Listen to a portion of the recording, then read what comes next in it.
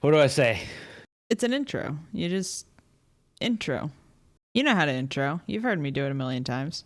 Hello, everybody. Whoa. Just do whatever feels right. Roll into a corner and hide. This is going to be the intro right there.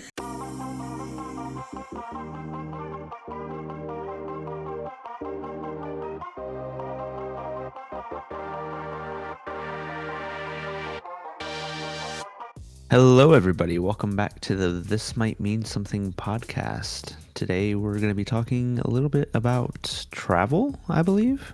Is that right? Yep, that's right. We're talking about travel and experiences while traveling. I think we have a couple stories that we can throw around. A few. We've been a little bit of all over, I guess you could say, especially with Honeymoon and all that. So, yeah. Definitely. We have some stories from our honeymoon we want to share today. And then we also have a couple of stories where we didn't travel together. And then a couple stories of us traveling together that wasn't specifically honeymoon. Although I think we have two big trips that we want to talk about, which of course is the honeymoon, because that was the, I don't know how you feel, but I thought that was one of the craziest trips personally. Yeah, definitely. Yeah. And we'll launch a little bit more into obviously why that was so crazy. And then we also have a trip that we took to California that we would like to talk about last September? That was yes, I believe so. Let me look at the dates. Yep, September. It was the weekend of the 20th of September of last year was when that Friday was, so. And if some of you know what we do outside of the podcast and know what happened on that weekend in September, you might be able to put two and two together. But we'll go over a little bit about why we were in California for that weekend. And that trip started off real rocky, especially like the plane ride. Oof. Yeah, big oof. Which would you like to start with? Do you want to start with honeymoon? Do you want to start with California? Do you want to start with a personal story? Let's do honeymoon. Okay, because that was kind of first. Yeah. So I'll get it started. This was the first major trip we took together. Yeah. I would say. Other than going back to where we're from. So we moved together before we got married to a different state. Mm-hmm. And we would go back to am I allowed to say the state at least? Oh, people know I live in North Carolina. So we would drive back down to Florida. Yeah. And back to the glorious hellhole that is. Ugh. And well, you forget that we took one major trip 1 month into our relationship too. That I wouldn't even say is major. Yeah, we took a freaking airplane, but we went to Houston just for Valentine's Day. That was a smaller trip. From one hellhole to another. February, it wasn't that bad. It was still warm. But that's Houston. Mm-hmm. Houston's like Orlando. It's further inland, but still super freaking humid. And the summer is just death. And I die all the same. Anyway. So we had been to Houston for a week or so for Valentine's Day. A couple months in or a month into actually dating. We were going on dates for about 3 months and then dating for a month. We made it official the beginning of that year, January, and then we went to Houston for Valentine's Day to show her sort of where I grew up most of my childhood, at least. We had a crazy Texas, 6 months that year. Yes. Like the beginning of that year was just, let me just change your entire lives. But that's not what we're talking about today. Every year is like that for us. What are you talking about? You're not wrong. Okay. So we got married in November of 2023. Yes. God. This is a year and a half, going on almost 2 years ago at this point. Yep, you've been married to me for almost 2 years, and I'm sure regretting it ever since. It's August tomorrow. August, September, October, November. Yeah, we're about a year and 3/4 through. Yep. Our marriage so far. Yep. God. Only forever to go, honey. Don't worry. It feels like yesterday. It feels like simultaneously yesterday and millennials. Long time ago. It's not millennials. No, that's what you are.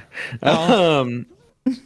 So when we got married, we decided that we were going to look into what the price would be to fly to Europe. Mm-hmm. And why not? November is more of an off season. Yeah. Right? Mm-hmm. Because you have American holidays starting in November and December, and a lot of people don't travel internationally. Not to travel mention domestically. The weather in Europe during like November, December time frame, it's a lot of clouds, cold, and rain. So people want to go when it's like, it's nice, it's warm, everything's in bloom, it's pretty. And we were like, no, let's go when it's affordable. Fahrenheit.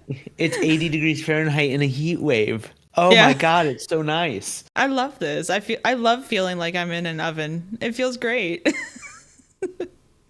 Yeah. So we were looking at tickets and we got round trip to Amsterdam. Or $700 a person. So when I was sitting at work when I was like, let me look and see if this is even feasible, because I'm the one that found the price difference of going to Amsterdam versus going to London at that time. London is stupid. So I looked up London first, and because I was like, I would love to go into London and like fly into their major airport there, because their major airport is absolutely Heathrow. I believe it's Heathrow, and it's absolutely beautiful. Heathrow's their international. They also have London Gatwick, Stansted, and London City. Right, but we would be flying into Heathrow. They're domestic. Yeah, most of your international goes to Heathrow. And I was like, let me look. Let me just, be funny. Haha. Oh my God. Go international on our honeymoon. That'd be like iconic, whatever. So I'm looking at it and I'm going, man, it's $1,500, and I cannot remember if it was round trip $1,500. I think it might have been per person. Sense. So I was like, I was thinking, God, it would be really cool to not reenact, but like bring Mike on this journey that my mom and I went on, which is when we went into London and then went to Paris and got to travel around those two areas for like 10 days, and it was absolutely amazing. And Mike's never been overseas, so I was like, let me see if we can do something like that, because that was a really amazing experience for me. He would love this. And the price was stupid. Like $1,500. No, thank you. And my brain started going, well, for funsies, let me look to see what other European countries and cities and stuff like that, just like if there's any that just stick out, what their prices are for, just for funsies. Because at this point, I'm thinking 1,500 is going to be like what you should expect to see. For funsies is the bane of my wallet. Sorry, our wallet, by the way, because we both say, we'll just look at it, and for funsies, just for window shopping is not a term we know. Whatever, window shopping, we can't window shop. No, we really can't. Last time we window shopped, we bought a house. The time before that, we bought a car. It's so true. The time before that, we went to Europe. We window shop and we buy. Yeah, we window shop when we find out the prices aren't as stupid as we think they are, and then we're like, we can afford this, so we do. It's really bad. I window shopped by looking at a Dodge Charger online and said, "Hey, that's not that bad." Less than 24 hours later, we were signing papers. It wasn't even that. Honestly, it was a bribery to get me out of the house. It was a bribery to get me out of the house to go to that appointment I really didn't want to go to. And you're like, do you want to go look at this car for fun? And then we can go to breakfast and we'll go to your appointment. And then we'll go and like just have some fun times. And I was like, what was that part in the middle? For your consultation. Yeah. That wasn't even that bad. But. No, it really wasn't. But it was enough to strike fear into the hearts of everybody. So yeah, I started looking up other cities in Europe just to see what the prices were because I was bored. There was nothing happening at work, and I was just like, let me look for funsies. We still had no idea where we wanted to go for our honeymoon otherwise. So I looked, I remember looking at Spain. I remember looking at like, just like places that you would love to go, but know that if you're not in a good financial situation, you're not going to go for a long time. And it's not like our financial situation was terrible. It was just like, we're two 20-something-year-old newly weds to be, and it was like money was not like growing on them trees. Paying for a fucking wedding. Paying for a fucking bleep stuff out. No, we try to limit cuss words, but we definitely don't bleep. That's a lot of editing, and I don't care to do that. This is raw. Paying for an effing wedding that was at a castle, which we could talk about at a whole different podcast. Surprisingly cheaply. Different podcast. And then we had just moved the year before, so we were still kind of dealing with those numbers, and there was a lot going on. I think we just moved into a new house at that point, rental house at that point. We moved to North Carolina June of 22. Mm-hmm. We moved from the apartment in like April. Yeah, of 23, right. And we got married in November. I think right around the time we were moving, we decided on honeymoon. Yeah. Yeah. So anyway, and I was like, Amsterdam is always that place that I've wanted to go and never bothered to look at tickets. I looked at Japan as well for funsies. That was never going to happen, but I was like, God, no. Could you imagine? Anyway, but I was like, let me look at Amsterdam. I've heard really great things about Amsterdam. My cousin went to Amsterdam and absolutely loved it. Let me see if there is any lifetime where Amsterdam could be the starting point, because trains in Europe are the way to go, and they are fun and they are decently affordable, I would say. And they're fast. Because it's not a long distance. But it's so beautiful to travel by train there. Anyway, and I pull up Amsterdam, like North Carolina airport to Amsterdam, and I see the price is like $750 per person round trip. So I could either go one person to London for $1,500, or B, $750 per person, or $1,500 for two people to go to Amsterdam. Amsterdam sounds affordable now. You know what I mean? So Mike comes up to the front where we work, where I am stationed, and I'm like, hear me out, and pitched the idea to him that Amsterdam was actually decently within a reasonable price range for traveling to Europe. And I'm still sitting here going, I'm just pitching this because it's funny, and maybe not for right now, but maybe after our wedding is said and done and we go on our honeymoon and we kind of recover from all those financial things, maybe down the line Amsterdam could be a point of interest for us to go. Well, now that I've planted that seed in your head, I should have known it was going to run somewhere, because when you plant a seed in Mike's head, he takes it and he's like, let me do the maths. And that's how that started. Yeah, I have no regrets. But yeah, no regrets at all. So plant the seed in Mike's head that, hey, we can go to London $1,500 per person, or we can go to Amsterdam $1,500, the two of us round trip, on one of the airlines that we probably trust the most, which is United. So I was like, chew on that for a little bit. Look at that. Let me know what you think. And at that point, I let you run with it. God, I went and looked at exactly the cost of those, especially I had a points account and all. Looked at the cost of the tickets, looked at train costs, transportation between the cities, right? I looked at hotel costs, and I was like, excuse me. I was like, this is completely doable. Yeah. Like, we were That's looking one thing I love about Europe. It's doable. Four nights in a hotel in Amsterdam was like $600 or $700. Yeah. So under $200 a night, which is really freaking good. Paris, we ended up doing an Airbnb. Yeah. And that one was decently inexpensive. That was $500 for like 3 or 4 nights. And we basically had like a little studio apartment with a kitchenette. Yeah, right in the middle of like right across the Seine from the Louvre and all. And you could walk out to the bridge right there and see the Eiffel Tower across the river, down the river. Yeah, it was really, really doable. My one complaint about that one was the bathroom. That shower was funky. Well, it's Europe.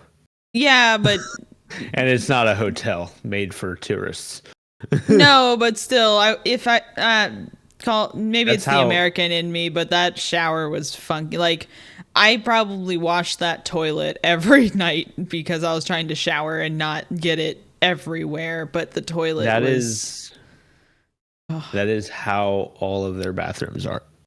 Right. When it comes to European. Surprisingly spacious. Just, I didn't enjoy showering with a toilet.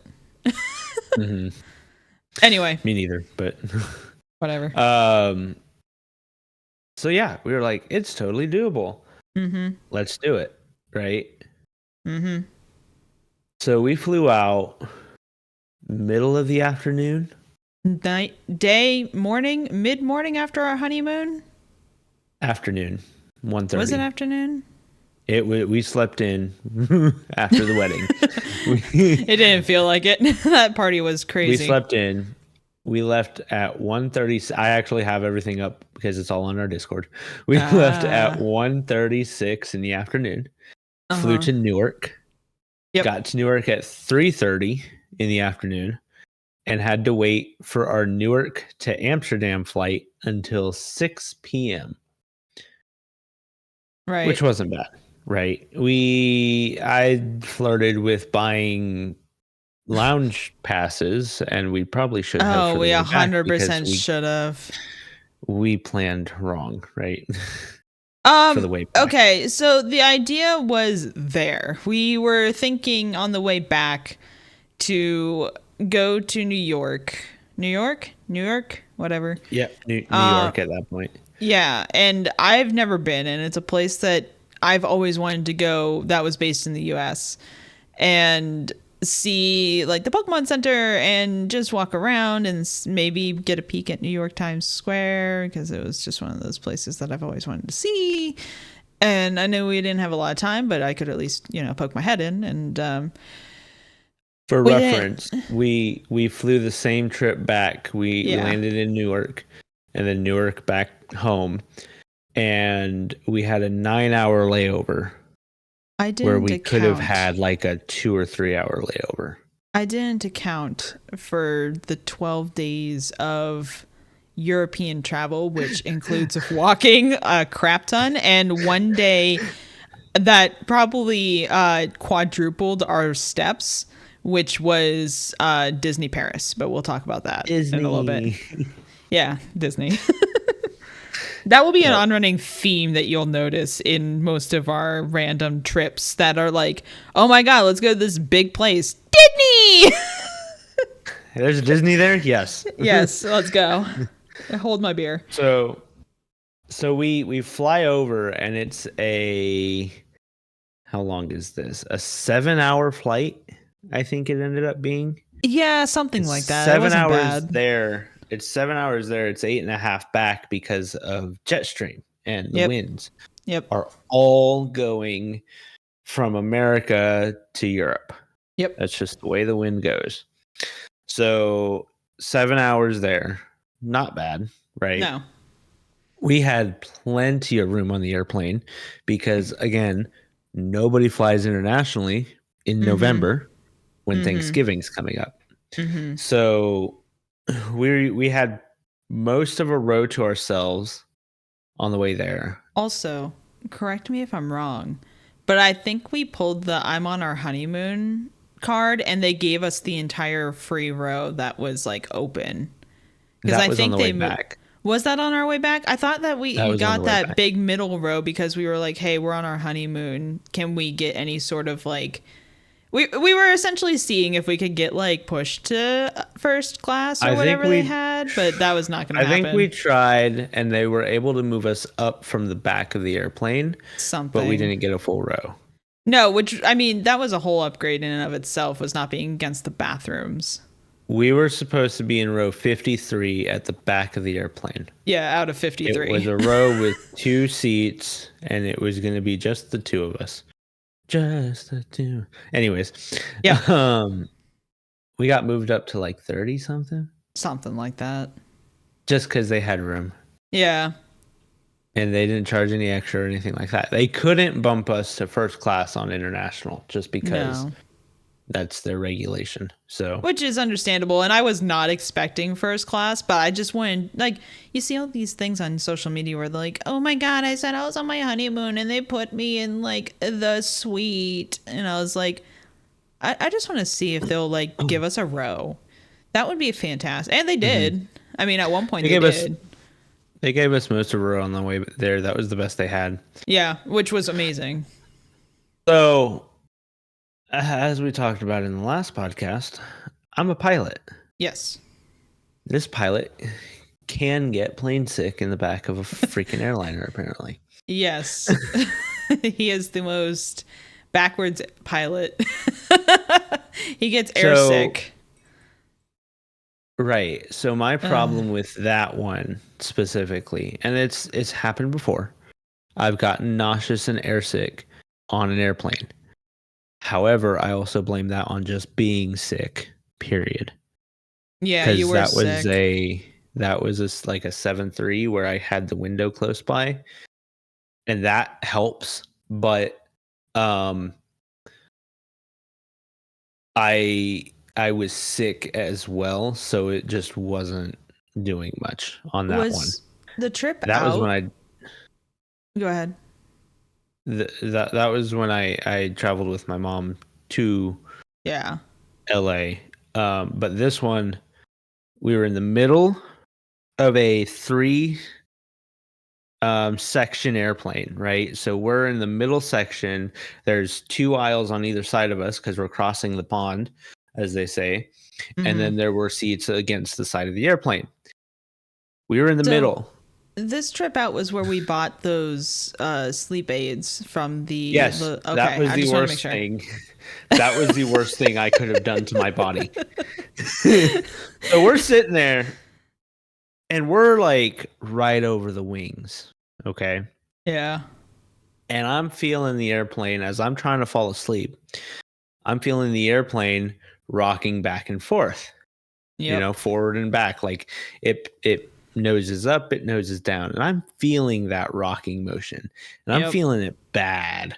Like with no visual reference, because everyone had their freaking windows closed, and it was nighttime, so it didn't help either. And we were going over the ocean, reference. Not typically the greatest thing of a visual reference. No visual reference to a horizon or anything. Nope.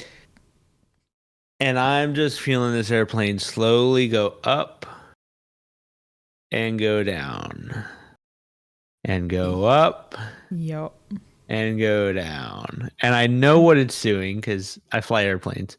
I can feel it porpoising on the autopilot. And the pilot, it's probably enough to where the pilots don't even notice it, honestly. Yeah. Like It's probably just enough where the pilots don't notice it up in the front, but right over the freaking wings, I feel every little bit of it. And we took these sleep aids, and my body said sleep.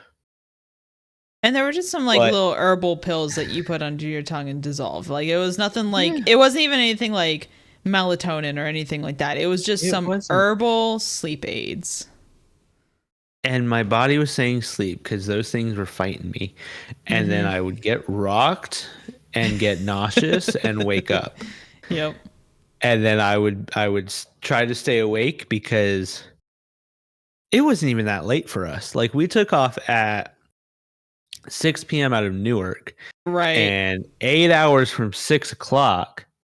That's only like 2 a.m. But that was why we were using those sleep aids, because we landed in Amsterdam at like 6 or 7 a.m. their time. Yeah. So we had the whole day ahead of us. So, which was, the sleep aids work. I'll say that much. The sleep aids did work, but not enough. My body wouldn't let them. Yeah, and the fun thing about Mike is that if he is awake, he wants you to suffer with him, so he will wake me up. Every time that he is awake, whether it's subconscious or not, I don't know, but if you are awake, you are not gentle about getting out of bed. You are not gentle about shouting at the cats. You are not gentle on an airplane when you're feeling sick and rustling around. Like, you make sure that in some way, shape, or form, I know you're awake and you're not happy about it. Yeah, so I'm trying to get comfortable, and I don't know if you've ever seen how like the military are trained to sleep when flying overseas. I can't say I've looked where they into sort it. of they sleep hunched forward with their pillows like in their face and just sort of like forward on themselves against the seat back in front of them. Vaguely. That's how they're taught. It's because it does help with nausea. Fair. I had to try that. Yeah. It was, I couldn't lay back. If I laid back, it was terrible. Yeah. So I slept forward pretty much with my head against the seat back in front of me, which, yeah. Didn't we have sleep masks too to help? No. I thought we did. We might have been given them, but I was not using it because I was just dying. I might have been using mine. All I know is I put headphones in, I put Lord of the Rings on, and I fell asleep. Yeah, I had a movie up.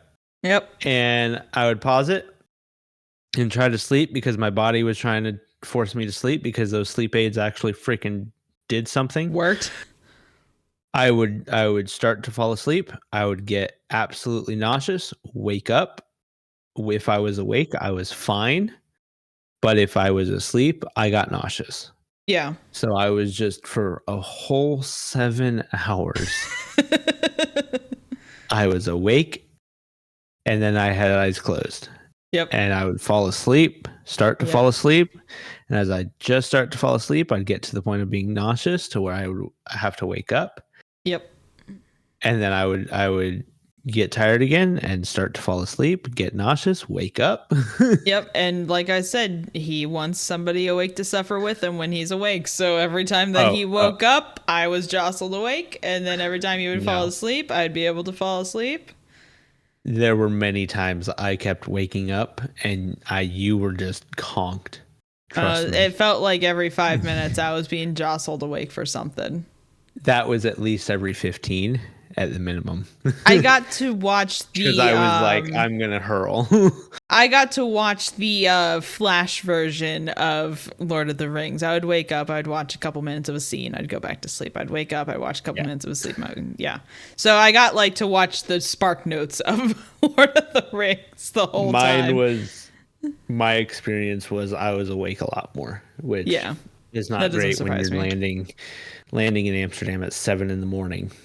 Yeah, so needless to say, we land in Amsterdam after the long flight, which 7 hours is not a bad flight for getting to Europe. It's a bad flight when you're getting to Europe at 7 a.m. and you've slept maybe like a total couple hours, like hour or two. You got a couple hours? Yeah.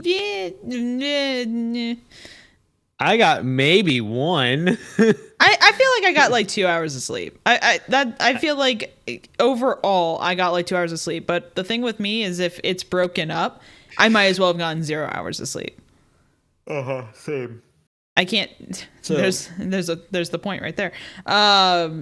So yeah, we land at about 7 a.m. And was this the airport that was just like deserted? I think so. We walk in, we get off the airplane. Yeah. We go through customs. Or was that New York? Or passport control. New York was deserted when we landed there. Going back. Because it was Wednesday. And no one goes to New York on a Wednesday, apparently. Morning, yeah. No, in the morning it was empty. In the evening it was packed. Okay. I can't remember the airport set specifically, but we land in Amsterdam.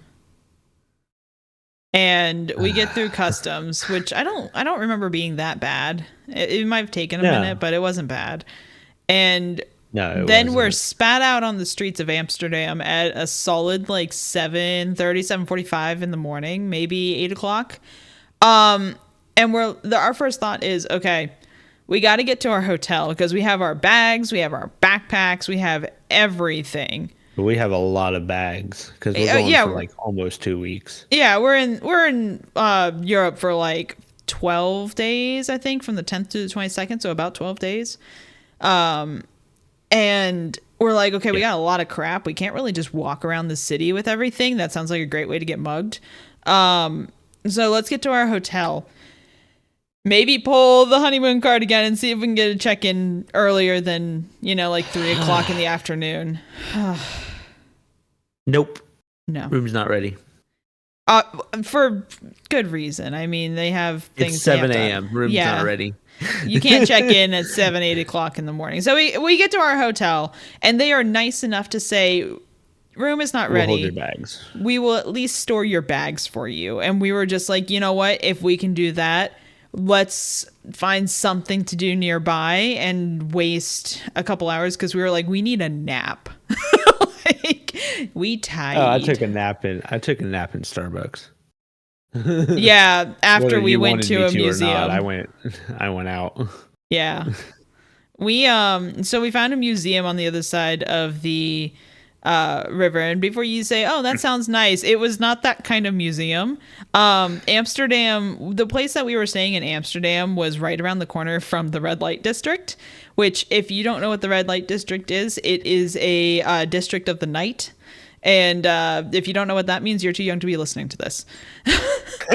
Yes. I'm just going to say it that way. So we went to this museum that was all about the human body. Reproductive. The reproductive parts of the human body. Systems. There were so many penises. There were 6 foot tall ones. There was... Yeah.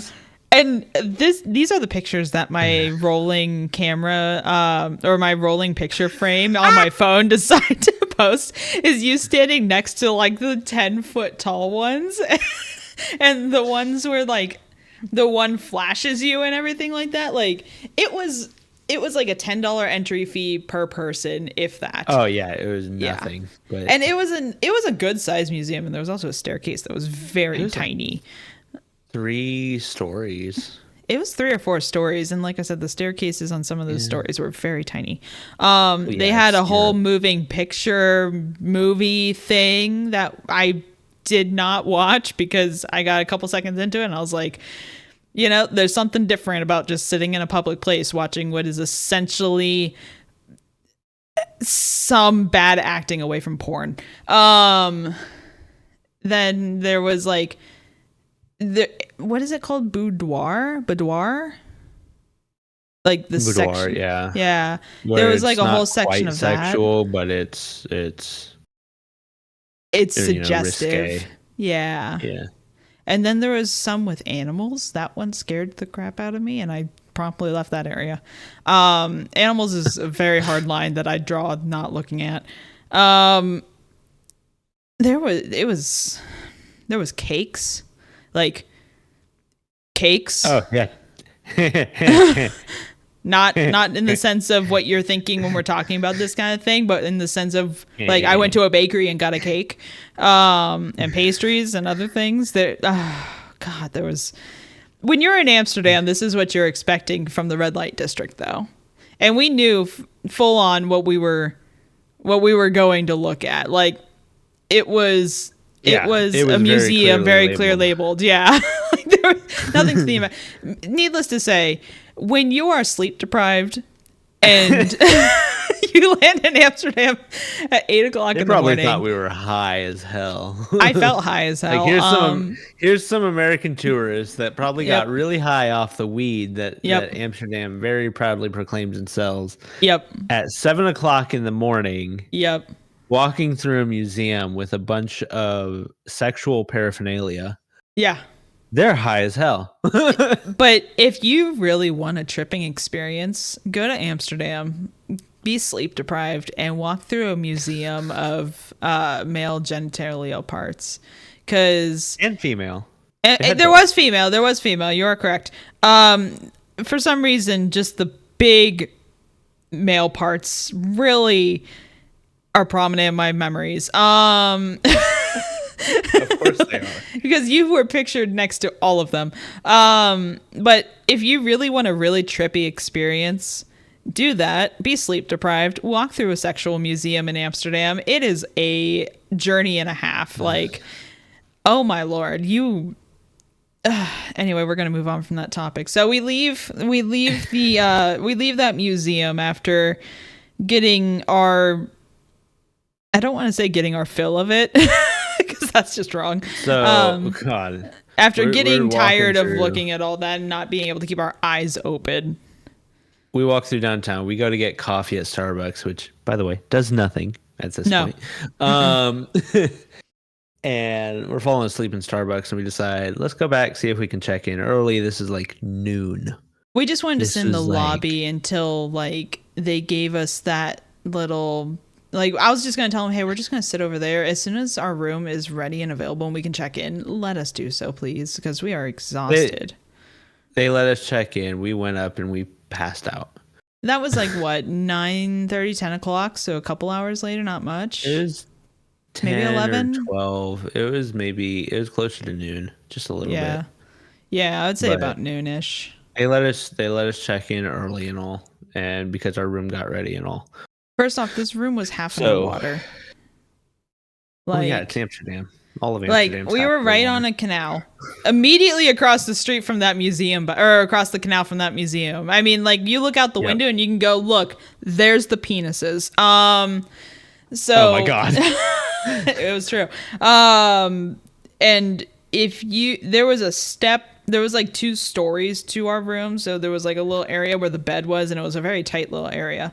And the bathroom was down there, and then you'd walk up like 5 steps and you would be on like a loft, and there was the window, and you would look out the window, and maybe a foot or 2 below the window was the water line. And if the room was open, the bed would be underwater.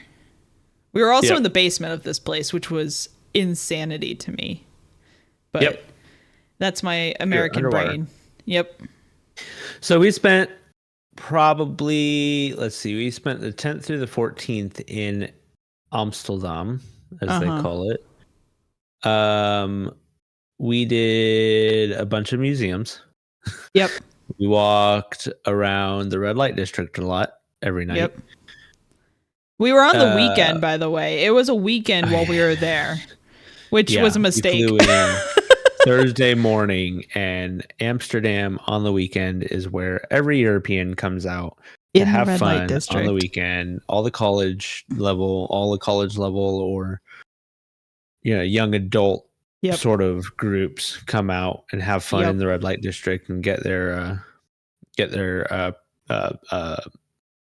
on. We watched transactions happen. Yeah. Yep. It's very legal there, but it's very, very there. And when I say a transaction, I mean someone walks up to the window where somebody else is selling their product. Body. And and service. And they kind of like knock on the window. The window is like a door size, so they open it up. You see them exchange a couple words, which is probably them like figuring out a price. And then you watch someone step in through that window and they disappear out of view. It's a very interesting thing to watch. If you're a people watcher like I am, it is a very interesting thing to watch. Yep. So we got to walk around that. We got to go to what's called the Rijksmuseum, which is like Amsterdam and the Netherlands' big art museum that features a lot of Dutch artists from the Netherlands. We went to the Anne Frank house. We went. Where else did we go? We just kind of meandered around on the first day, I feel. Yeah, we went shopping. We went through like just the red light district. We saw the Eau de We went to Kurt, the ducky store, which was right around the corner from us. Yep. We went to the duck store and started collecting rubber duckies. That's a whole adventure during our entire honeymoon was the duck collection. So we spent about 4 days there. I'm trying to hurry this up because we are already like 40 minutes in. in. This is going to be a two-parter already, like honeymoon and then other travel stories. But anyway. So we spent about 4 days there. Yeah. And then we went to London and we got on the train to go to London from Amsterdam Central, which is right next to where we were staying. Yeah. And for those of you who do not know, if you've heard of a little thing called Brexit, if you're American, right? Yeah. Europeans all know about this, but yeah, if you're American and you've heard of a little thing called, I think it was Brexit that really did it in recent years. London, well, not London, but the UK is separated from the European Union. They are no longer a part of the European Union. They are their own country. Mm-hmm. That being said, most of the European Union, you can travel freely between the countries, just like you can in America between states. You don't have to go through customs every time you cross a border. So you can go like Amsterdam to Paris, just nonstop, no border control, nothing that you have to worry about. Mm-hmm. Going to London, we actually had to go through customs and screening before boarding the train in Amsterdam. We lost our weed. No, we got rid of it. They had like brownies and cookies and stuff in every bakery you go into because it's legal in Amsterdam to consume weed products. Very much so. Yeah. So I mean, Mike and I we're on our vacation. We indulge in the culture of the people of Amsterdam, and we got ourselves like I think we got some cookies. Is that what we got? We got some cookies, and I think we got a brownie at one point, just because none of it did anything. And like the first time we got, they have different levels from like light, very light, medium, heavy, and extreme. I think were like the 5 levels. It was something like that. So we got light on the cookies. Yeah, we got like level 2 on the cookies, and when that didn't do anything, I think we went to like a level. We went to 3? A medium on the brownie. We went to a medium on the brownie. And all I did was put us to sleep. Did you even do that? I think that was just because we were tired. Honestly, the data's a little skewed on that one. I slept really good. That was about all I knew. But that could have just been the freaking. It felt like I took another one of those herbal aids. Like it was right. It was a good sleep. I don't remember weird dreams. I don't remember like feeling tripped out of my mind. And I've had one other weed experience that was kind of crazy. And I've done weed maybe like twice before going to Amsterdam, and like the one time was extremely crazy because I took too much, and the other time had 0 effect on me as well. So I don't know. Yeah. Maybe it was just one of those weed doesn't affect us, which is interesting. But that weed, bad weed. That's what I'm blaming it on.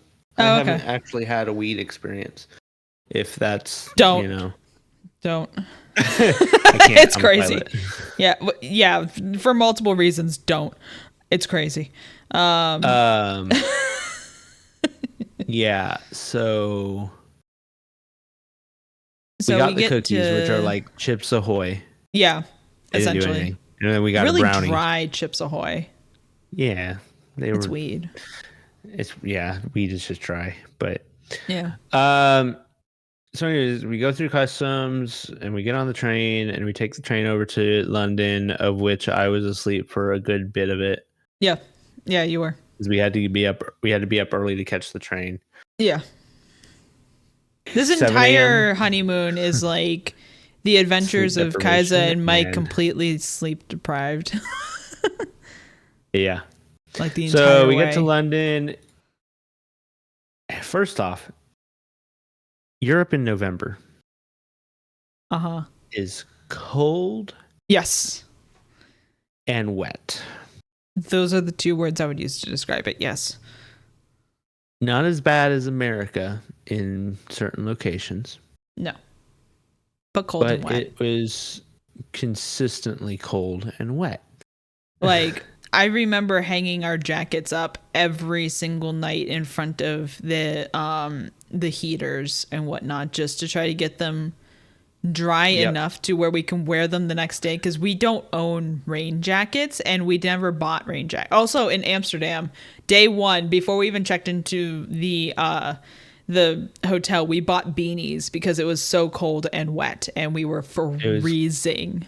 Cold, rainy, and we were sleep deprived. Everything is cold and wet. Like this entire, like everything you hear from this podcast, you should just imagine like cold and wet. Yeah. So we go to London, and when we get to London, we go within the train station. Yep. We go to the underground, or the tube as they call it. Mm-hmm. We get set up with Oyster cards and all that. And we get over to the station that is closest to our hotel that we're going to. And we get up on the street level and it is raining. Of course. Shocker. And it's raining decently hard. It's raining. And we don't have hard cover suitcases either. No, most of them are soft. Yeah. We have to cross like a weird 5-way, 6-way intersection. Mm-hmm. Which, by the way, if you ever cross intersections in Europe, it is free for all. Russian roulette. Yeah. Free for all. This was before we remembered. I remembered about the underground thing, right? No, well, sort of. We found there's a tunnel under that intersection, but I wasn't about to drag suitcases down a tunnel that might be wet and flooded, because it's those steps would have been wet. Yeah, that's true. Carrying that big hunkin' purple duffel bag suitcase. Dunk, yeah. Dunk, dunk, dunk. I can only see myself going down with it. True, you're clumsy. Yeah. So. Oh God. We cross the traffic and we go over and we get. I'm pretty sure we were able to get into our room early. Yeah, we didn't have to wait for that one. Yeah, so we get into our room early and we drop our bags. And did we take a nap that day or did we just go? I feel like we napped. No. We might have taken a break. And no, we definitely napped because we immediately went to the pub after the nap. No. We waited. Yeah, we waited for the rain to stop and napped a little bit. Yeah. We went to the pub. We went to the other pub. We went to a pub. No. Yeah, we went to a pub and then we went to the other pub. Do you remember much else from London? No. What did we? On night one in London, I feel like we just meandered around. We went over to like that shopping mall area almost. Did we? To go to a specific pub or something. We went to a pub night one. Yeah. That was open. we had to have the pub. Well, Mike had to have the pub experience. I had been to London and Paris once before with my mom when I graduated high school. So I had the pub experience under my belt. I wanted Mike to have the pub experience because it was so much fun. Yeah, we went over a decent ways away through the tube and all, and went to a pub and had dinner. That's not the one that we walked around and we went to like.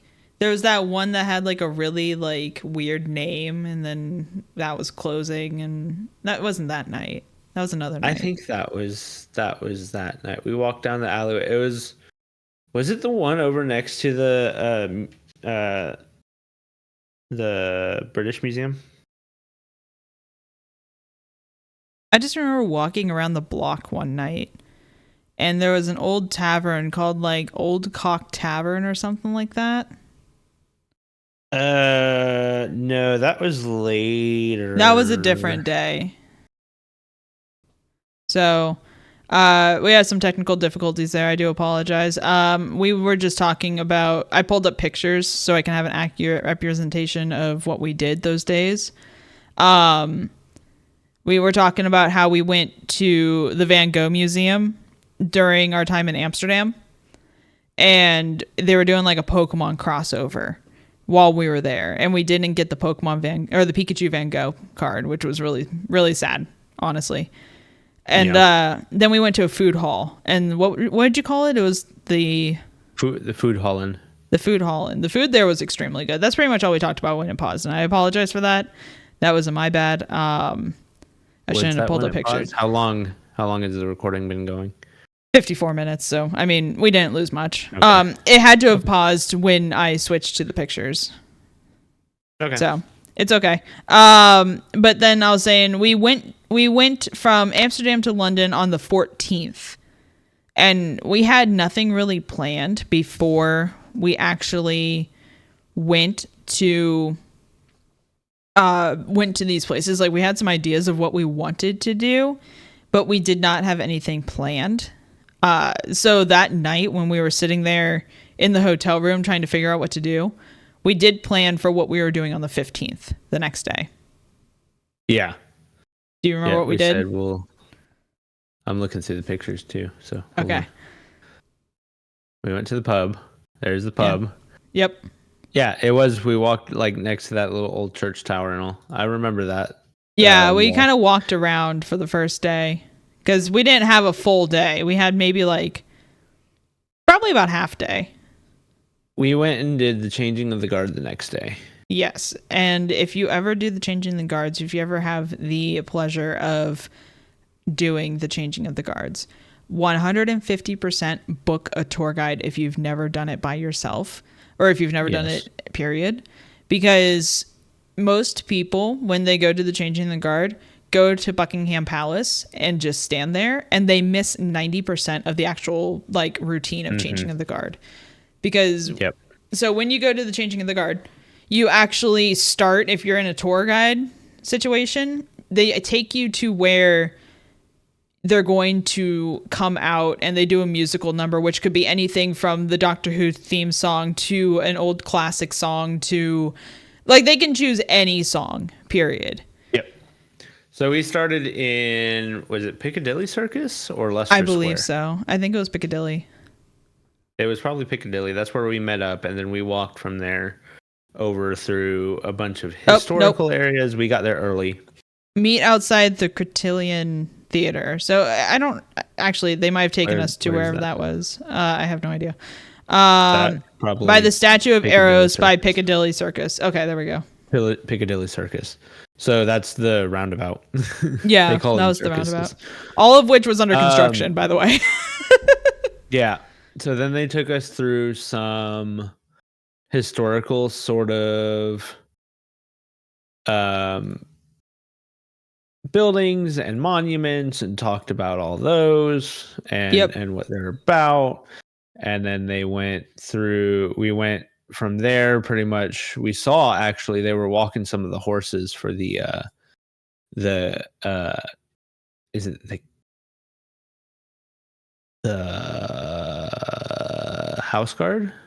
Yes. God, King's House Guard or something like that. Because if I'm not mistaken, was that because the prince was in the area? No, it was just a nice day, so they took all the horses for a stroll.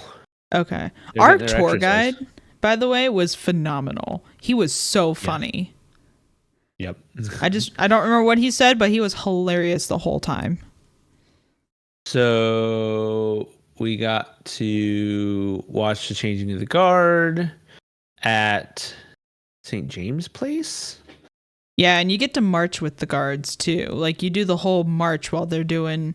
So if there's 4 different guard groups, if I'm remembering correctly, and like the Scottish, I can't remember any of them, but they all have different hats. They all have different hats, and you can tell which set of guards it is by their hat.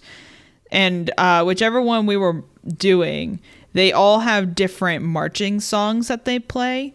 So we got to march with them as they did their song all the way down to Buckingham Palace for the actual change. Yep. So yeah, we did that, and then from there we just sort of strolled back through the cavalry sort of house guard area. This is when you got bit by that horse. The horses. He was sort of nomming on me. They've actually okay, that's something. They actually changed the rules with that now. Oh, really? They have a box that you cannot stand in anymore. Oh, shoot. Yeah. Like you have to stay away from the horse because there were too many issues with people trying to give the horse stuff, and that's fair. Being sketchy. Yeah, so Mike got lipped by the horse. Yeah, and I have the picture pulled up, and you can actively see the horse like giving Mike a little tongue action on the elbow, and the guard that's on top of the horse is just kind of like giving the side eye to to the whole situation. He's watching the horse. Yeah, he's just keeping an eye on it. But it's just funny because like the little side eye of just, oh god, he's trying to eat another person. So the sign there says, "Beware, horses may kick or bite." Yeah. They've had too many issues. So now there's actually a painted square on the floor. You can't step within that. And it says, "Do not touch the horse at all." Like you cannot touch the horses. It was just don't touch the reins, because then you're controlling the horse, and that's a safety issue and security issue. But yeah. We got there before they did that. Yeah. They must have changed that like last year. Yeah, they did. It was within the last little bit. Yeah. Then we walked down to Big Ben and did all that. There was a protest going on outside of Big Ben. About Brexit. Yeah. We also did the London Eye that day. We did do the London Eye. We went and got tickets and did the Eye. Rode up in the eyeball. That was pretty. And then even though we were freezing, absolutely freezing, we got ice cream. Hey, that's the best thing to do. It wasn't that cold that day. That day was actually warmer because the sun was out. Yeah. And we went to the Sherlock Holmes pub, which my mom and I, when we were there, frequented like every single day. Honestly. It is a really good place if you're ever in London to just go, especially if you're a fan of Sherlock Holmes, go eat at the Sherlock Holmes pub. It is so good. And it was Christmas. It was the Christmas menu the time that we were there, which was cool. Yeah. So the next morning we decided we're going to the Sherlock Holmes Museum. Yep. And so we went to the Sherlock Holmes Museum and got to explore 221B Baker Street. Yep. That's the address, right? Yes, 221B Baker Street. Good job. I'm proud of you. We did 2 very iconic museums during that day. So we went to the Sherlock Holmes Museum, which I am a huge BBC Sherlock Holmes and just Sherlock Holmes in general fan. So that was my second time at that museum, and I absolutely Loved it. Even the metro station had Baker Street in like one of their iconic circle with blue line labels that says Baker Street. Amazing. I think that also started our craze of getting Toasties everywhere. Yeah, we started to fall in love with Toasties in London. They're so good. They're just because we had the really good one. Good. We had the really good one before the walk with the changing of the guard. Mm-hmm. Yep. So then we went to the British Museum, which, by the way, is free. You missed a museum. No, we didn't. Not yet. Oh, is that after? Did we go 3 museums that day? Oh my God, we did. British Museum that afternoon. We were on a museum afternoon craze during this entire trip. And then later that evening, after I think we went back, took a nap, and then went out again, we went to the Jack the Ripper Museum. Yes.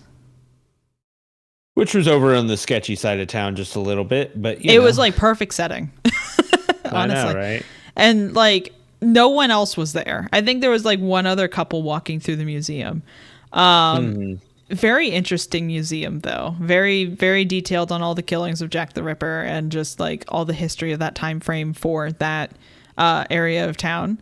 Very interesting. Yep. Like, cannot recommend it enough. That was also the night that we walked around the block trying to find a place to eat, and we walked into the Ye Old Cock Tavern because I have pictures. We went to it, but we didn't go in it because we went in it, but we didn't eat there. Yeah, because it was packed and busy. I think we went.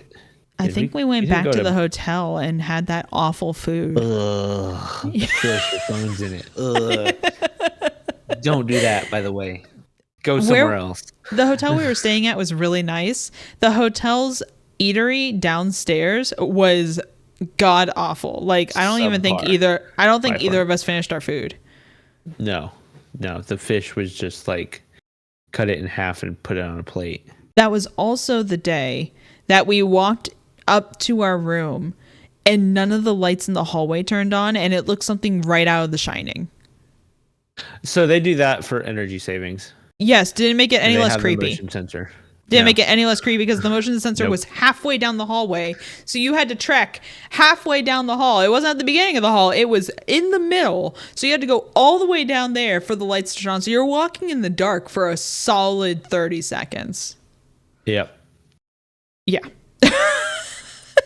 And then the next day, we slept in. Yes. Got started later. Yes. Closer to noon, we woke up. We said we are sleeping in. Yeah. And we decided we're going to go to the Tower of London. And we did the Tower of London sort of walk through and all that. Saw the jewels, saw the ravens, saw all that stuff, and went to Tower Bridge. Yes. Which is the famous bridge in London. The London Bridge is not so... The Tower Bridge is what everyone calls London Bridge, but it's not London Bridge. It's Tower Bridge, and London Bridge is like 3 bridges down. And not so, snazzy. Not so, yeah. It's a straight cross, yeah. And then we also decided to do the battleship that's there, which was the... Queen something. What was it? Oh, it was a famous one. Yeah, I don't remember what the name is. It's probably in here somewhere. Oh God.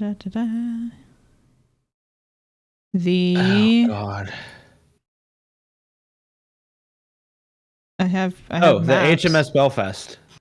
Sure. The HMS Belfast. That sounds like a ship. Do you know what HMS stands for, by the way? No. Fun fact of the day. Her Majesty's ship. That makes sense. Her Majesty's or His Majesty's, whatever, is... Yeah. Going through that ship, if you're a female and you wear a backpack as your purse, don't that day. Just don't. It was pass the bag down and then come down. Up. Yeah. Yeah. Pass the bag. Let your partner go ahead of you. Pass the bag. Shuffle your way through the holes that are the stairwells.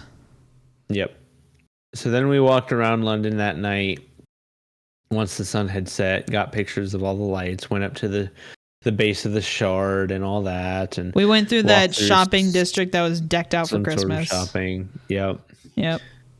Got more Toasties. We went to that burger place. Did we go to the burger place that night? We did. We went to Burger Shack, which by the way is not British. No. But delicious. They had one there and it was so fucking good. Sorry. Shake Shack. Shake Shack. Shake Shack, that's it. Shake Shack. Yeah. It's so good. Yeah. And then it was on to Paris. Was that the next? Yeah, because here's the train station with the Christmas tree of books. Yep. They had a Christmas book tree. Mm-hmm. And then we were on to Paris, which, I mean, so during the entirety of the trip, we got to Amsterdam stupid early in the morning. We left Amsterdam and got to London mid-morning, early afternoon. So we left Amsterdam at 7 a.m., got there at 11 a.m. for London. And then when we left London to go to Paris, we got there like mid-afternoon, early evening. We did. So we kept kind of like moving our time frame a little bit forward to get like the same amount of time. And I think Paris was the one place that actually lost out on time. Which a little also, at this point in our honeymoon, it is day 8 or so. 8 or 9, something like that. 8 or 9. It's day 8 out of 12 or so. And we have gone to 6 museums, 7, 8 museums. It was something stupid. So we get to Paris and we're like, okay, cool. And here's our whole honeymoon was museums. Yep. Not complaining. Beautiful, but yeah. So we get to Paris, we drag the bags to the Airbnb. Overpacked subway. Yes. Transportation, metro. Yes, if you ever want to know what a sardine feels like. Yeah. London was busy, but this one was worse. Mm-hmm. And all of the audio announcements cut off half the words. In the French pronunciation of the words, you look at something and it looks like it should be Michael, but it's in French, it's like... So, Saint Michael. Yeah. You would think the way it's spelled and the way French pronounce it, it should be Saint Michel at worst. Yeah. The announcement system on the train. Saint-Ché. Like it sounds like someone just like sneezed in the distance, and that was that was the exit. The stop we were trying to get to actually had a decent pronunciation. Thankfully. What was it? Oh, I don't remember. Saint-Germain-des-Prés? Sure. I can't speak or pretend to speak French. Mike can decently pronounce things if he hears it once or twice. I just sound like I'm having a seizure. So we're just going to not insult anybody who can speak French. Mike can do that. I insult cannot. Everybody who can speak French. I insult everyone that speaks the English language, but that's besides the point. Yes, Saint-Germain-des-Prés. Sure. Is the stop we were going for. It's in English you would think it would be Saint Germain des Prés if you take out the S's out of de and pré. Yeah. Saint Germain. Okay. And it was decently pronounced Saint Germain des Prés. Yeah, that was like the one that I could understand, and I knew, okay, we're getting off here, and that was about as far as I got. Yeah. So we took the bags through the streets of Paris at night in the wet streets. It's not raining, but it's wet. And to cap it all off, we get to the Airbnb. The staircase is the size of the suitcase that we're dragging up these things. And we have, do we have 3 bags? We have 3 or 4 bags. Plus backpacks. And I'm given the heavy one. No, you took the heavy one. I wasn't going to put that thing on you to drag it up staircases. So it was like you could either take this stupid heavy bag and shuffle your way up the best you can and try not to wake everyone who actually lives there and is sleeping at this hour, or you could take the 2 bags that are slightly smaller and have a little less weight to them, but are just as awkward because now there's 2 of them, and you can shuffle your way and try. And they're hard cases too, so try not to knock on people's door. But that was a whole thing. Yeah. So then we walked around a little bit. We walked to the Louvre, the tower outside. We never went in the Louvre, sadly. What is that? That's just the Palace de Louvre. The triangle, that's the Louvre. That's the Louvre. Yeah. But the outer shell of it is the palace. Yes, there was the palace, and then we found that little cafe to sit down and eat at. Yeah, we went to Café de Paris. And then we bought a suitcase. We bought another suitcase. Yep. Walked around a little bit, watched the sights, took pictures of the Eiffel Tower from afar. The Eiffel Tower was playing Lighthouse that day because it was so foggy. Went back and went to bed. Promptly, yes. Got up bright and early to go to Versailles. The Palais de Versailles. Yes. And did the Versailles thing. Beautiful area. Beautiful place to walk around. Absolutely gorgeous. Yep, absolutely beautiful. Even just standing outside and walking around, it's just this wide open cobble streets with beautiful gates, and you could see the palace behind them. It is gorgeous. And then we walk through and it's all art, and you get to see the beautiful painted ceilings, and the architecture is just breathtaking. Everything was so beautiful. Yep. So we spent all day there. As you need to. Yep. And then the next day, which was our last full day, we went out to Disneyland Paris. And because Disneyland Paris is, well, it's Disney. It's Disney. But you have to. It's in Paris. I mean, you also got eaten by a horse at Versailles, by the way. Well, I pet a horse at Versailles. I didn't get eaten by one. There's one actively putting its mouth on you. Anyway,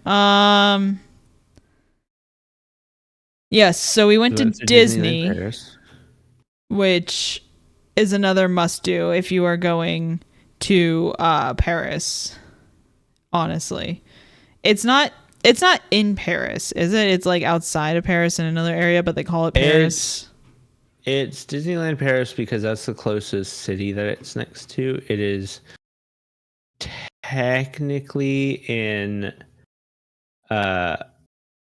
Chessy? Something like it's like how Mont-la-Valle. It's like how the one in Orlando is not actually in Orlando, but they call it Orlando. Yeah, it's in Buena Vista. Yeah, exactly. Also, riding rides and seeing characters like Spider-Man talk in French is mind trippage. Yep. Yeah. Talking French and then English and then French and then English. They also had that Stark Industry eatery place. Am I remembering that correctly? Well, we did the Peter Parker spider slinger thing. Yeah, that was fun. But again, there was a Spider-Man in French is weird. That might have been just one of the eateries. I'm not sure. I can't remember if that was an eatery or just a shopping area. I don't remember. But we did do a food experience. Yep, we did the Bistro Chez Remy, which is the ratatouille. Yes. Experience. Which we booked the night before. Yeah, so we were looking at trying to get it months in advance when we actually bought the tickets, and nothing was open. Nothing was available. Right. So we were like, okay, we'll just go and get food somewhere and just, it's fine. We're not going to do an experience.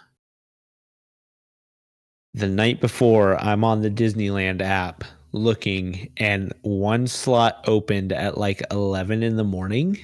Yeah. And we said, yes, we have to do the Remy one because that is the only one that is specific to Disneyland Paris. I'm pretty sure. That was the one I wanted because, like you said, I think it was one of like two that were specific to Paris. Because, I mean, Ratatouille, isn't that set in Paris? Right. Like, that could not have been more perfect. And we had this, like, it was like duck with pistachios, if I'm remembering what this is correctly. It was a duck pate.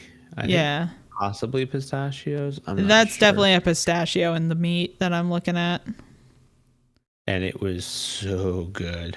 All of it was just so good. Right. So we went around Disney, did all the Marvel stuff, did all the typical Disney stuff. They had everything set up for Christmas, so they had their Christmas tree out and all that. That was beautiful. Which you got to see for the first time was any Disney set up for Christmas. Inside park Disney set up for Christmas, yes. Outside of park Disney set up for Christmas, I've gone to Disney Springs Christmas so many times. We're not counting Disney Springs. Okay, fine. The castle was small. Well, yeah, it's a Disneyland. It's not as big as, okay, I'll put it this way. It's not as big as Disney World. Nothing's as big as Disney World. But it's not as small as Disneyland California. Truth. This is the one with the dragon underneath it. Smaller. Yes, it does have a dragon underneath it, which is really cool. It is so cool because it's Aurora's castle. Something like that. Sleeping Beauty. I thought Sleeping Beauty was Aurora. The first one. I think it is. They also had a Pirates of the Caribbean section, which I was in love with. Well, yeah. I love that. Like, it was just... Actually, that's not even Pirates of the Caribbean. That's just Adventureland. Was it? I thought it was Pirates of the Caribbean. Yeah. Not specific. No, I'm thinking California. Tom Sawyer. Am I thinking California? Well, I'm thinking something. They all had Pirates of the Caribbean ride and all, but it's not specific land. Right. We watched the parade come through. We got to do all that. We did, which was my first time doing a parade that I can remember, or watching the parade. Yeah. We went and got ears and all that. Yes. And then the next day, that was our last day last full day, right? Yeah. That was our last full day. This was a partial day. We were getting back on the train to go back to Amsterdam on this day, but we had roughly we had until 5 p.m. or something like that. Yeah. Yeah. Which this day had something insane happen. We went to see the Eiffel Tower, just stood at the base of it, took pictures. Yeah, we didn't go in. We went to see one of the many statues of Liberty. Yep. In Paris, because they have multiple, and they just gave us the biggest one. Yeah. Because they knew size mattered for America. So we then went to eat some food for early dinner, late lunch. Next to the train station where we were about to board a train in a few hours to go back to Amsterdam to fly back home. Right. As we're eating dinner or food or lunch or whatever whatever we were eating escargot. Yeah. As you do. Yeah. As we were eating, I hear a Black Hawk go overhead. If you don't know what a Black Hawk is, it is a military helicopter. We heard a helicopter and it sounded like a Black Hawk, which I grew up in the industry we work in, you know what a Black Hawk sounds like. I grew up around Black Hawks too. I grew up on an army base. Yeah. I knew a Black Hawk when I heard a Black Hawk, and that was a Black Hawk. And I'm so like, we're sitting there picking snails loud. out of their shells, and Mike is going, I hear a helicopter, and I'm like, so do I. And as it's getting closer, he's like, I think that's a Black Hawk. And I was like, yeah, that's what it sounds like. It sounds like a military helicopter. So he's pulling up ADSB, which is an aircraft tracking website that you can use to track like aircrafts and stuff like that. Jack, he pulls up one of his other trackers. Nada. Like, there is nothing on these trackers showing any sort of helicopter in our vicinity. I am faced to where I can see out the window. I heard it land. Yeah. And then take back off, like next to us almost. So like it wasn't like right there, but it was decently close. I'm seated where I can look out the window over Mike's shoulder. Mike is with his back to the window. And as we're sitting there, we're kind of like, why is there a Black Hawk sounding thing in the air near us? Mike's on his phone trying to figure out what's going on. I look over his shoulder, and all I can see are these guys with like big guns, like AKs or something like that, patrolling the street in like all black with like protective gear, like typical army looking like and they're evacuating the street, aren't they? Yes, like up like past our cafe. So they're pushing people past our cafe because our cafe was like catty cornered to the train station. They're pushing people past the entrance to our cafe and farther down the street going away from the train station. Now, when you're sitting in a restaurant and nobody, including the waiters and stuff like that, are freaking out or looking to evacuate or telling you to leave, and everyone is being pushed back the opposite direction of the train station, and you know anything about modern day transportation areas, that you get a little worried. Like, what is happening? You're looking around. No one is really freaking out. So you're going, am I supposed to leave here because everyone's evacuating? Or are we in like a safe zone that they don't consider, Yeah, no one's evacuating the restaurant that we are sitting in, which is on the corner, by the way, of the intersection that they are evacuating. Yeah. So the server comes up and says something like he didn't really care about it. He's just like, hey, they have, like some sort of security issue asked him what was on. happening. He didn't know for sure, but he said they have some sort of security issue going on. Whatever you do, you can leave. Just go either directly left down the street or directly right down the other street. Do not go straight. Like, don't go towards the train station. I think he even said after a moment, he was like, you guys need to go left. I don't even think he said you can go right, because going right would have been going towards the train station first and then going around the corner. I'm pretty sure he corrected himself to go left and go farther. He sort of suggested, probably go left and you can go around. But we get pushed back, or we wrap up, we pay, we get out of there.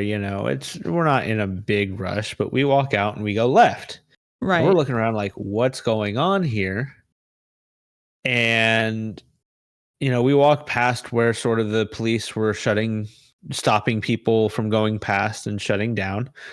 And we see the bomb squad pull up. Yeah, like big van that said, like police damage. It's damage, I guess. DEMINAGE. I don't know how to say that in French. You took a picture of where they sort of taped it off. Yes. As we walked out of the thing, and you can very clearly see the bag.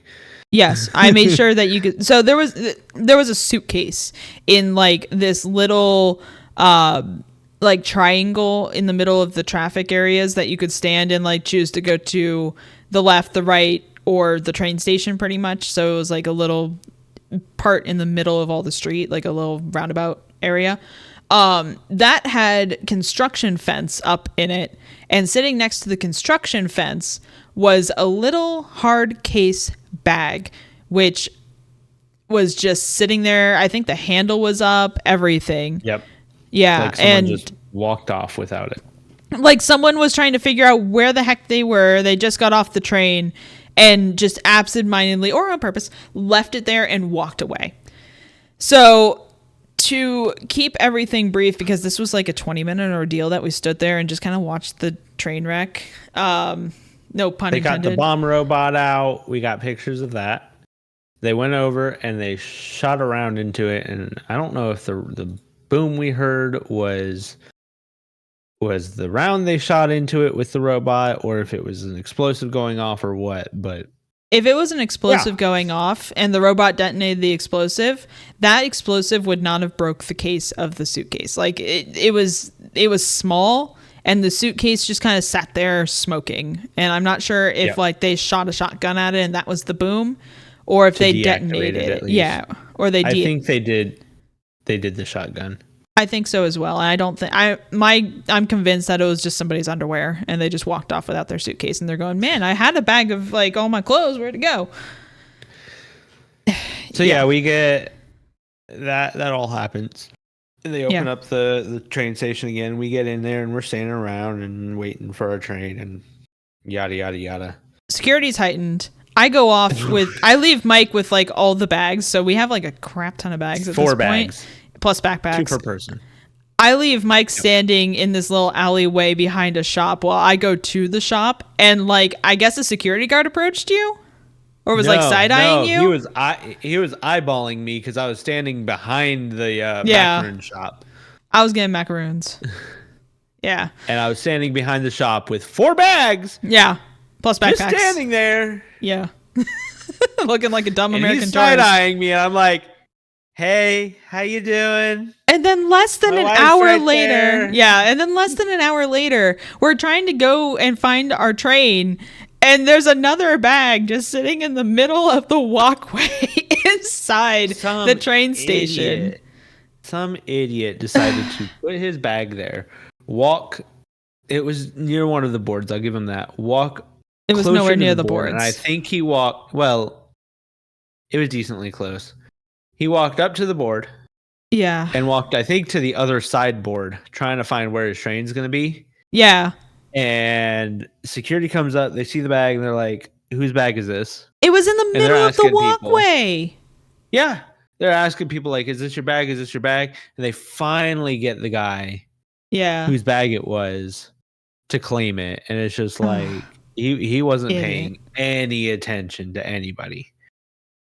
So that was our eventful last couple hours in Paris. We get on a train, we get to the airport, we stay in a hotel for like 6 hours, jump on a plane and come back to America. 5 hours, jump on a plane and come back to America. We got really good room service at the hotel too. But yeah, that was our crazy European honeymoon. Like if you want to have stories to tell, go to Europe apparently. Now, I was planning on this podcast talking about more than just one travel experience. I thought we were going to be able to blow through the honeymoon, talk about another trip we had to California. About halfway through, we kind of realized our honeymoon was so jam-packed with all this stuff that I think we're going to have to break this into 2 parts, or maybe even 3. It depends on how fast we can get through California, because California was also a whole adventure. But for now, I think we're going to have... California adventure. Anyway, so for now, we're going to break this into 2 parts and maybe 3 depending on what we can do with the next podcast. We're going to go ahead and wrap this one up. Thank you for listening to our crazy European honeymoon. Isn't there a movie called My European Adventure? My crazy... My Big Fat Gypsy Wedding. Maybe that's what I'm thinking of. That's nowhere near what I was... No. Maybe. I'm still drinking my coffee. Anyway, let's go ahead and wrap this up, and we'll see you next week for more crazy adventures, because we have a lot of more crazy stories. Mm-hmm. So thank you guys so much for listening, and we will see you next Wednesday. Have a good one, everybody. Bye.